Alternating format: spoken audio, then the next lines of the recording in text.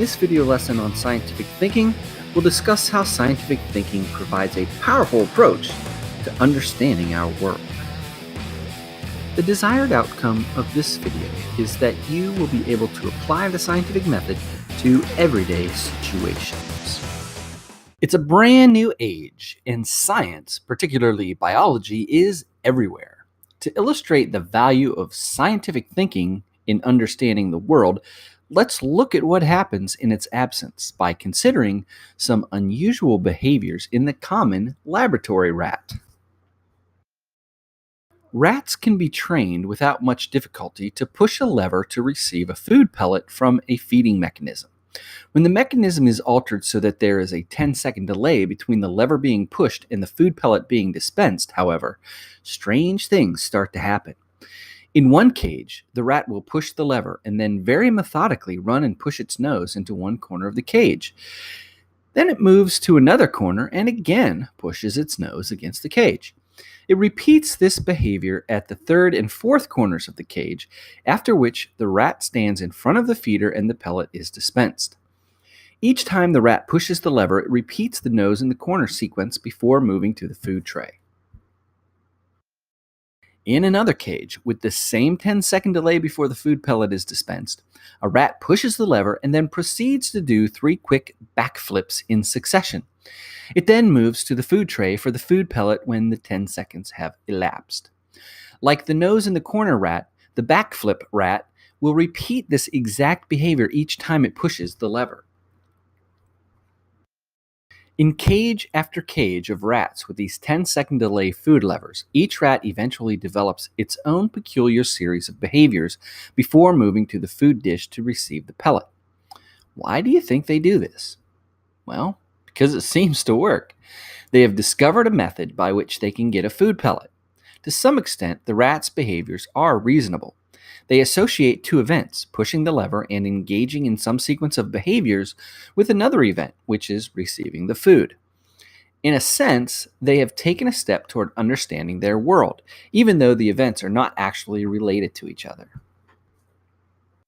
Humans can also mistakenly associate actions with outcomes in an attempt to understand and control their world. The irrational belief that actions or circumstances that are not logically related to a course of events can influence its outcome is called superstition. For example, Nomar Garciaparra, a former Major League Baseball player, always engaged in a precise series of toe taps and adjustments to his batting gloves before he would bat. Thousands of different narratives, legends, fairy tales, and epics from all around the globe exist to help people understand the world around them. These stories explain everything from birth and death to disease and healing.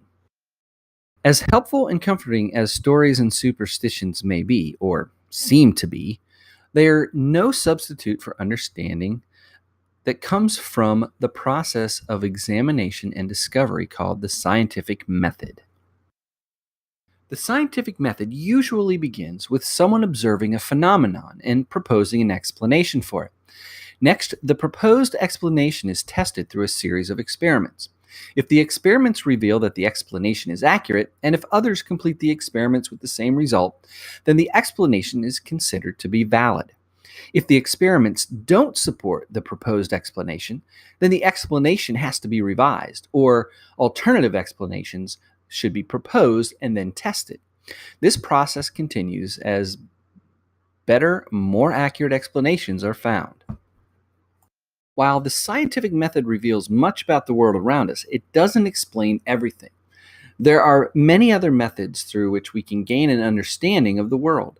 For example, much of our knowledge about plants and animals doesn't come from the use of the scientific method, but rather comes from systematic, orderly observation, without the testing of any explicit hypothesis.